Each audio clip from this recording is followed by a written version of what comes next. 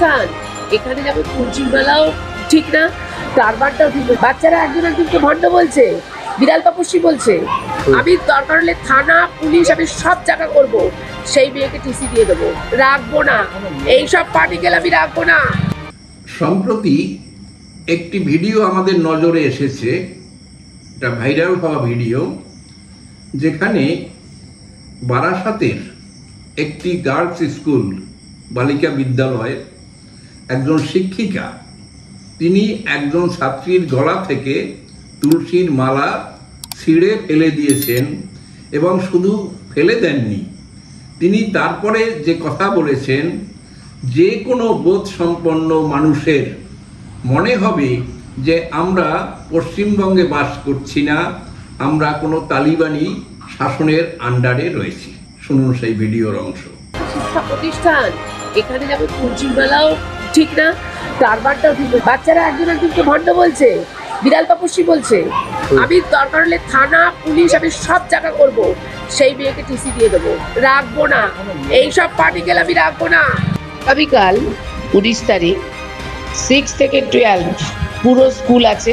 10টা 20 থেকে 10টা 40-এর মধ্যে ফুল ইউনিফর্মে ঢুকবে। গলায় তুলসীর মালা, হাতে কানে কিছু পরে ঢুকবে না, তুলসীর মালা পরে ঢুকবে না, ফোন নিয়ে আসবে না। হ্যাঁ, কি দেখে মনে হচ্ছে যে ইনি কি একজন স্কুলের প্রধান শিক্ষিকা, নাকি সেই ব্রিটিশ যুগের আন্দামান জেলের যে জেলার যারা ছিল তার কেউ? তিনি স্কুলের বাইরে এমনভাবে হম্বিতম্বি করছেন, ছাত্রীদের তিনি ডেকে নিচ্ছেন, দেখছেন কার হাতে মোবাইল ফোন আছে কিনা, তার কারোর গলায় তুলসীর মালা আছে কিনা, এইসব নিয়ে তিনি এমন ভাব করছেন, মনে হচ্ছেন যে তিনি এখানে গরু বা শুয়োর পাহারা দিচ্ছেন।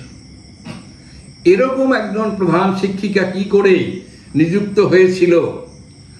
এই বামফ্রন্ট সরকার মাইনেপত্র বাড়িয়ে দেওয়ার ফলে শিক্ষকতা যখন চাকুরিতে পরিণত হয়েছিল, তখন এই ধরনের এলিমেন্ট তারা স্কুলে ঢুকতে পেরেছিল, কারণ এরা স্কুলের শিক্ষকতা করে না, এরা স্কুলের চাকুরি করে।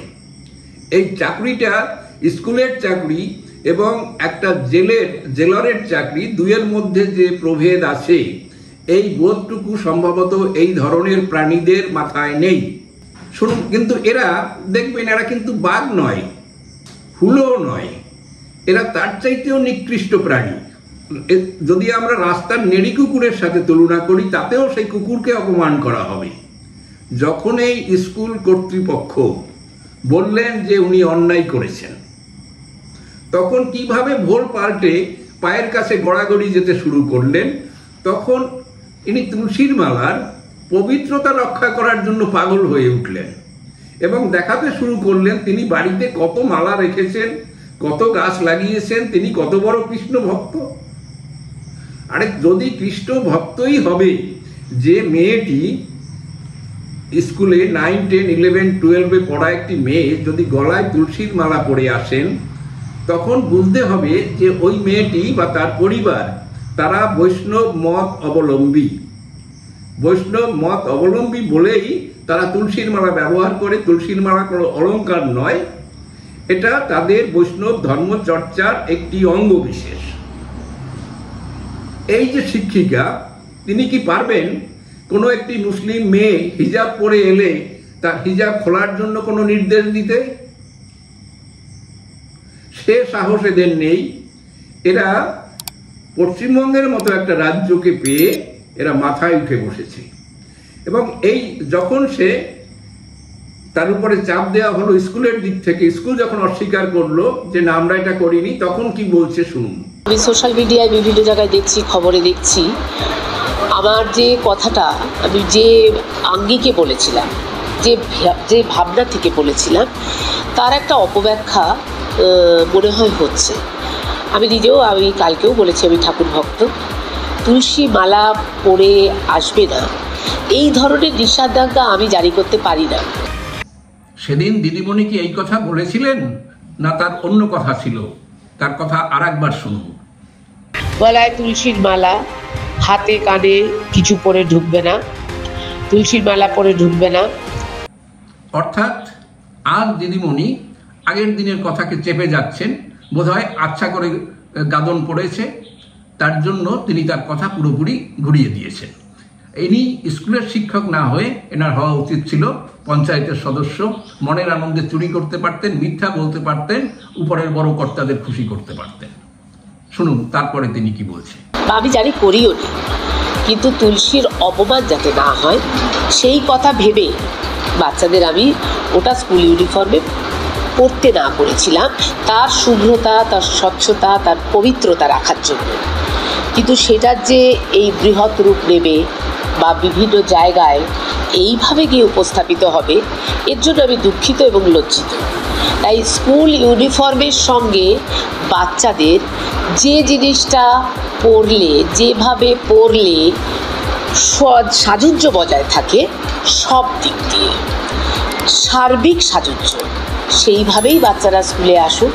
এখানে আমাদের কোনো ফতোয়াজারির গল্প নেই, বা আমরা কোনো লিখিত তাদের দিইও নি, বা তুলসীমালা পরে এসো না বা ওই পরে এসো না, সেও আমরা কিন্তু সেভাবে বলতে চাইনি।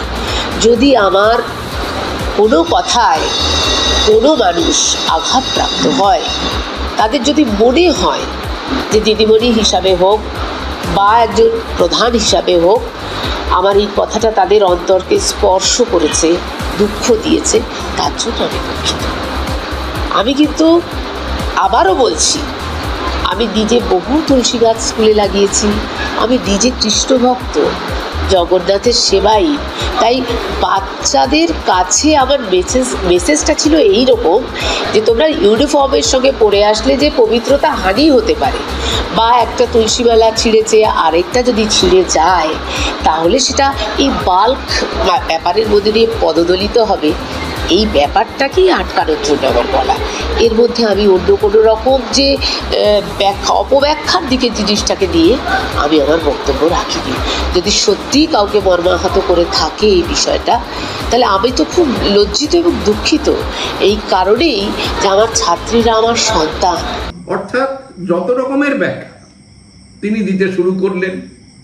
তিনি কৃষ্ণ ভক্ত, তিনি ক্ষমা চাইলেন, তিনি ওভাবে বলেননি, তিনি এভাবে বলতে চাইলেন। এবং শুধু তাই না, ভিডিওতে দেখা যাচ্ছিল কিছু ছাত্রীদেরকেও সামনে সাজিয়ে নিয়ে এলেন। তারা বললেন যে না না, এইসব করাটাও ঠিক না, কেন মালা আসে তো আমরা মন্দিরে গিয়ে পড়তে পারি, এখানে পড়তে পারি। আর একটা মেয়ে সে কি বুঝবে? কারণ এই শিক্ষিকা প্রথম থেকেই ভয় দেখিয়েছে টিসি দেওয়ার। এর পক্ষে এই ধরনের ছেলে মেয়েদের সে যে কোনো সময় ফেল করিয়ে দেওয়াটা খুবই স্বাভাবিক। কাজেই একে শিক্ষকতার পদ থেকে অপসারণ করে ইমিডিয়েট বরখাস্ত করা হোক এবং তার বিরুদ্ধে যথাযথ শাস্তিমূলক ব্যবস্থা নেওয়া হোক। এটা ছাড়া এই মুহূর্তে আমরা আর কোনো বিষয় বলতে পারি না। এরকম মহিলার শিক্ষকতার কাজে তাকে নিযুক্ত করা, সেটা দেশের অপমান, শিক্ষার অপমান এবং শিক্ষা ব্যবস্থার অপমান।